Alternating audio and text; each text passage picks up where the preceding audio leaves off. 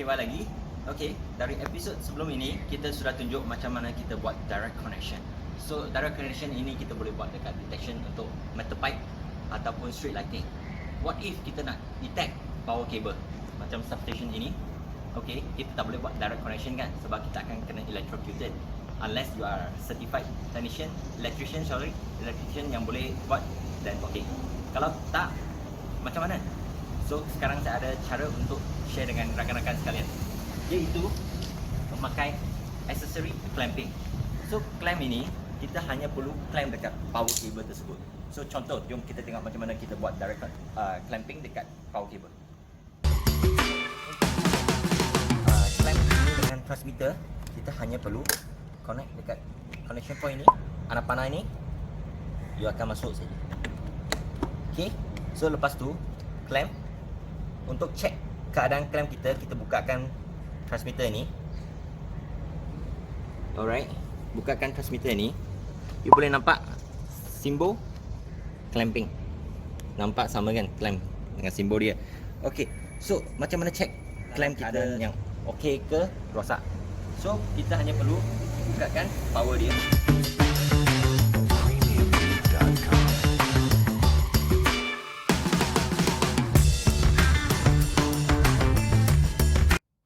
Kita akan try dekat frekuensi 4 kHz.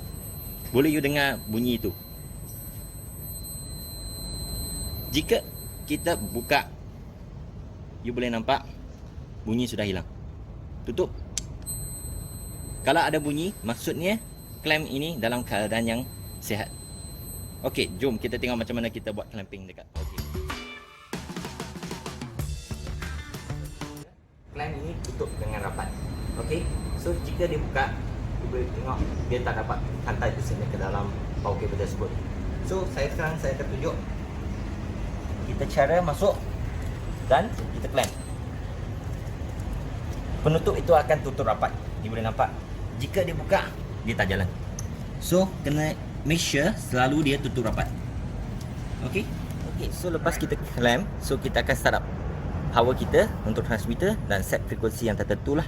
Ok, so sekarang kita akan pakai 33 kHz. Ok, macam biasa, kalau kita pakai 33 kHz dekat transmitter, kita kena pakai 33 Hz dekat receiver. Ok, so receiver ini kena make sure dia ada keadalan line.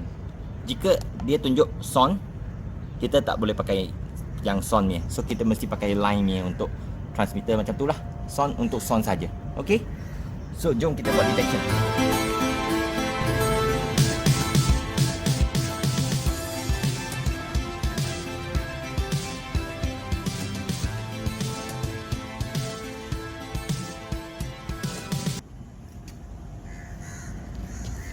So detection macam biasa, nampak maximum point, yang nampak depth dia, yang nampak current measurement dia. Ok, tarik naik sikit, you boleh nampak depth akan naik sikit juga. So you boleh nampak result ini sangat stable. Tarik naik sikit, saya turun balik.